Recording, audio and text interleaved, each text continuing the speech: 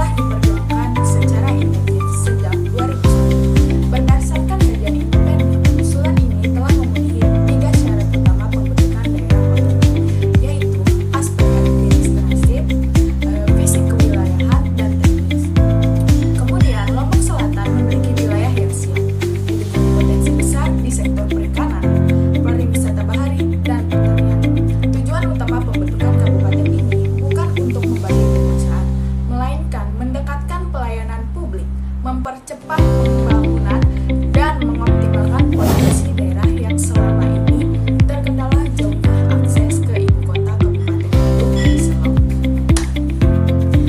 Luar biasa. Jadi dari kacamata pengusul, modal dasar kemandirian ekonomi sebenarnya sudah tergambar dengan jelas. Saya ingin bergeser ke Saudara Bedi Purwanto selaku pihak yang menengok isu ini dari kacamata regulasi nasional dan teori administrasi negara. Bagaimana saudara melihat kesiapan materi yang tadi dijabarkan? Apakah pemenuhan syarat kelayakan pada level daerah sudah otomatis menjamin kesejahteraan daerah baru? Ya, menarik sekali mendengar paparan dari Saudari Dea secara teoritas di bidang tata kelola publik. Pemekaran daerah itu idealnya ditujukan untuk meningkatkan public service delivery atau efisiensi pelayanan serta akselerasi pembangunan ekonomi lokal. Jika kita merujuk pada data teknis yang ada, angka populasi di atas 1,5 juta jiwa dan luas wilayah 423 km persegi memberikan daya tawar yang demografis yang kuat bagi calon Kabupaten Lombok Selatan. Ruang fisikal awal Nah, ini menjadi poin krusial yang membawa kita pada kenyataan di lapangan saat ini. Berdasarkan informasi resmi terkini, usulan pembentukan Kabupaten Lombok Selatan ini ternyata tidak berjalan sendirian di wilayah Nusa Tenggara Barat. Di tingkat provinsi ada juga usulan pemekaran provinsi Pulau Sumbawa atau PPSU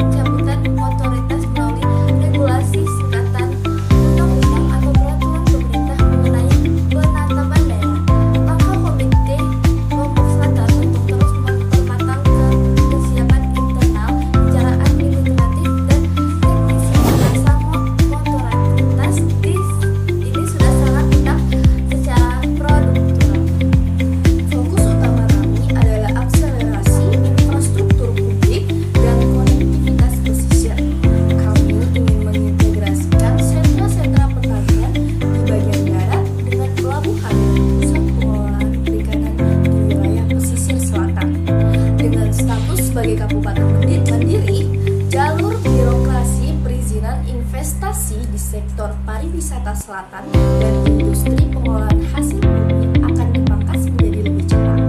Ini akan membuka lapangan kerja luas dan meningkatkan pendapatan asli daerah atau PAD secara signifikan, sehingga kekhawatiran pusat sangat mencerahkan. Jadi ada jembatan pemahaman di sini bahwa ketatnya aturan pusat demi kebaikan nasional, sementara kesiapan daerah harus tetap dipelihara.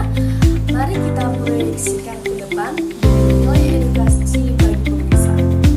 Jika kelak moratorium ini diangkat dan Kabupaten Lombok Selatan resmi berdiri, bagaimana strategi nyata untuk mentransformasi wilayah ini menjadi kawasan strategi baru yang mandiri? Silahkan kepada Saudari Naura untuk melanjutkan materi. Fokus utama kami adalah akselerasi infrastruktur publik dan konektivitas pesisir. Kami ingin mengintegrasikan sentra-sentra pertanian bagian darat dengan pelabuhan dan pusat pengelolaan perikanan di wilayah pesisir selatan. Dengan sebagai kabupaten mandiri, jalur birokrasi perizinan investasi di sektor pariwisata selatan dan industri pengolahan hasil bumi akan dipangkas menjadi lebih cepat. Ini akan membuka lapangan kerja yang luas dan meningkatkan pendapatan asli daerah secara signifikan, sehingga kekhawatiran pusat bahwa kami akan membebani APBN bisa kami tepis dengan pembuktian kinerja ekonomi. Bagaimana tanggapan Saudari Dwi mengenai proyeksi strategis tersebut? Apa catatan kritis yang harus digarisbawahi agar proyeksi tersebut tidak sekadar menjadi wacana di atas kertas? Baik, kuncinya letak pada integrasi perencanaan matang dan penyimpanan sumber daya manusia. Lombok Selatan memiliki keunggulan komparatif dari letak geografis dan potensi alamnya. Namun, untuk mengubah keunggulan komparatif menjadi keunggulan kompetitif, kepemimpinan daerah di masa transisi nanti akan harus bersih, visioner, dan berbasis digital. Baik, selanjutnya akan dilanjutkan oleh Saudara Bedi. Sektor tata ruang harus dikunci sejak awal pembangunan di kawasan strategis agar tidak merusak lingkungan pesisir dan lahan pertanian produktif yang menjadi ruh wilayah ini. Jika integrasi ini konsisten dilakukan sejak masa persiapan, Lombok Selatan berpotensi menjadi model pemekaran daerah yang sukses di Indonesia Timur. Sebuah diskusi yang sangat padat, penuh dengan muatan edukasi dan membuka cakrawala berpikir kita mengenai kompleksitas penataan daerah di Indonesia. Pemirsa sekalian, dari perbincangan formal kita pada hari ini dapat kita simpulkan bahwa wacana pembentukan Kabupaten Lombok Selatan bukan sekedar persoalan pembagian wilayah administrasi belaka. Ia adalah manifestasi dari semangat mendekatkan pelayanan publik dan mengoptimalkan potensi kawasan strategis pesisir serta pertanian di bagian selatan Lombok Timur. Meski secara teknis fisik dan administrasi telah dinilai memenuhi syarat kelayakan sejak lama, langkah kaki daerah ini masih harus bersabar menghormati kebijakan makro moratorium dari pemerintah pusat demi stabilitas nasional. Namun, masa tunggu ini bukanlah kesia-siaan, melainkan kesempatan emas bagi komite dan pemerintah daerah untuk terus menyempurnakan kesiapan tata kelola internal demi menyambut otonomi baru di masa depan. Terima kasih kami sampaikan kepada pihak narasumber dan moderator yang telah berkenan untuk memberikan pandangan dan juga wawasan kepada pemirsa sekalian yang ada di rumah. Sama-sama, terima kasih kembali. Saya Laura Zaskia Rahmat Beserta kru yang terlibat dalam acara hari ini, pamit undur diri. Terima kasih atas perhatiannya dan sampai jumpa di acara Lensa Otonomi berikutnya. Salam cerdas membangun bangsa.